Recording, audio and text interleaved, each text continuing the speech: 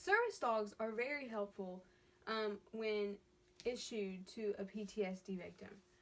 There's not enough clinical research to prove that it helps, but from the research that has been done, it supports it highly. So what is PTSD? PTSD is post-traumatic stress disorder, and someone who's either witnessed or experienced a very traumatic or terrible happening, it can happen to. There are an astounding 7.7 million Americans suffering from this. And from those 7.7 million Americans, 11 to 20 out of every 100 is an American soldier from combat. As you can see, the number for the veterans is constantly increasing. So I will lean more toward talking about the military PTSD. When given a service dog like this, it isn't like it's some random dog that has been self-proclaimed to be a service animal. These are dogs that have been professionally trained, in this case specifically for PTSD, taught demands, and they're put in situations where they have to know how to react. And because of this process, all wear a vest and some are issued with legal papers.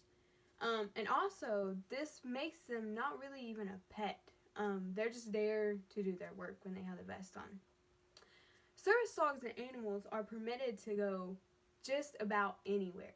From the store, to a restaurant, to a public church, they can go anywhere.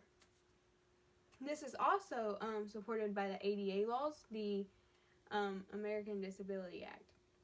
So, how are service dogs a good mechanism for PTSD victims? So, for one, it's a comfort for the individual. Having an extra set of eyes and ears in a new or unfamiliar setting really helps the individual stay calm. And so this helps the PTSD victim psychologically.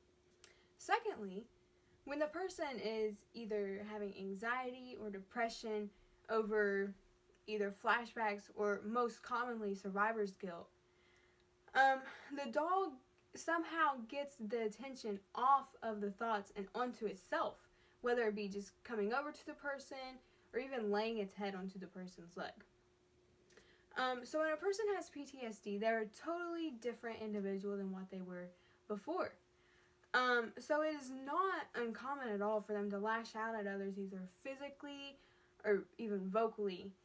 So when this does happen, the dog steps between the PTSD victim and the other individual to get all the intenseness onto itself and get the attention off of whatever's going on. So I'll finish up by showing this little clip of a PTSD soldier talking about the effect that the dog has on him.